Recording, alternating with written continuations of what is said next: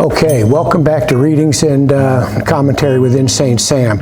Today you're going to get one of the great speeches of all time. It's Martin Luther King's I Have a Dream speech, which he gave on August 28, 1963 in front of the Lincoln Memorial, which is very appropriate since he makes allusions to Lincoln in the speech. This is one of those things that gives you chills no matter how many times you read it. And of course, I can't deliver it like Martin Luther King can, but I love this speech, and I think you will too. I'm happy to join with you today in what will go down in history as the greatest demonstration for freedom in the history of our nation. 50 years ago, a great American in whose symbolic shadow we stand today signed the Emancipation Proclamation. This momentous decree is a great beacon of light of hope to millions of Negro slaves who had been seared in the flames of withering injustice. It came as a joyous daybreak to the end of the long night of their captivity. But 100 years later, the Negro is still not free. 100 years later, the life of the Negro is still badly crippled by the manacles of segregation and the chains of discrimination. 100 years later, the Negro lives on a lonely island of poverty in the midst of a vast ocean of material prosperity. 100 years later, the Negro is still languished in the corners of American society and finds himself in exile in his own land. So we've come here today to dramatize this shameful condition. In a sense, we've come to our nation's capital to cash a check. When the architects of our republic wrote the magnificent words of the Constitution and the Declaration of Independence, they were signing a promissory note to which every American was to fall heir. This note was a promise that all men, yes, black men as well as white men, would be guaranteed the inalienable rights of life, liberty, and the pursuit of happiness. We must forever conduct our struggle on the high plane of dignity and discipline. We must not allow our creative protests to degenerate into physical violence. The violence new militancy which has engulfed the Negro community must not lead us to distrust all white people, for many of our white brothers, as evidenced by their presence here today, have come here to realize that their destiny is tied up with our destiny. We cannot walk alone. And as we walk, we must make the pledge that we shall always march ahead. We cannot turn back.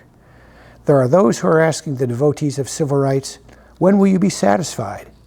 We can never be satisfied as long as the Negro is victim of the unspeakable horrors of police brutality. We can never be satisfied as long as our bodies, heavy with the fatigue of travel, cannot gain lodging in the motels of the highways and hotels of the cities. We cannot be satisfied as long as the Negro's basic mobility is from a smaller ghetto to a larger one. We can never be satisfied as long as our children are stripped of their adulthood and robbed of their dignity by signs stating, "For whites only." We cannot be satisfied as long as the Negro in Mississippi cannot vote and the Negro in New York believes he has nothing for which to vote. No, we are not satisfied, and we will not be satisfied until justice rolls down like waters and righteousness like a mighty stream. I say to you today, my friends, even though we face the difficulties today and tomorrow, I still have a dream. It is a dream deeply rooted in the American dream. I have a dream that one day this nation will rise up, live out the true meaning of its creed. We hold these truths to be self-evident, that all men are created equal. I have a dream that one day on the red hills of Georgia, sons of former slaves and the sons of slave owners will be able to sit down together at the table of brotherhood. I have a dream that one day even the state of Mississippi, a state sweltering with the heat of injustice, sweltering with the heat of oppression, will be transformed into an oasis of freedom and justice.